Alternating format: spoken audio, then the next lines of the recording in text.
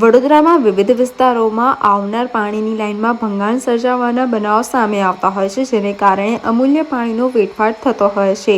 જોકે વારંવાર પાણીની લાઇનમાં ભંગાણ થવા છતાં પણ સત્તાધીશો અધિકારીઓના પેટનું પાણી હલતું નથી। પાલિકાના કોન્ટ્રાક્ટરો દ્વારા પાણીની લાઇન નાખવાની કામગીરી નબળી રીતે કરવામાં આવતી હોવાનો વધુ એક પુરાવો સામે આવ્યો છે। કોઈપણ પ્રકારની કામગીરી વગર મચ્છીપીટમાં પાણીની લાઇનમાં ભંગાણ સર્જાતા ફુવારા સ્વરૂપે પાણીનો બગાડ થતો હતો।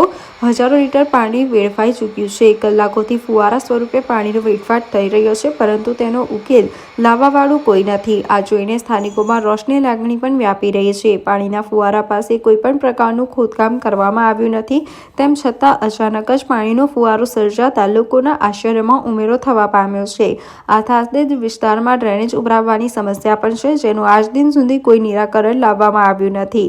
ટેક્સ ભરતી પ્રજાના પ્રાથમિક પ્રશ્નોનું નિરાકરણ વહેલી તકે લાવવામાં આવે તેવું લોકો ઈચ્છી રહ્યા છે।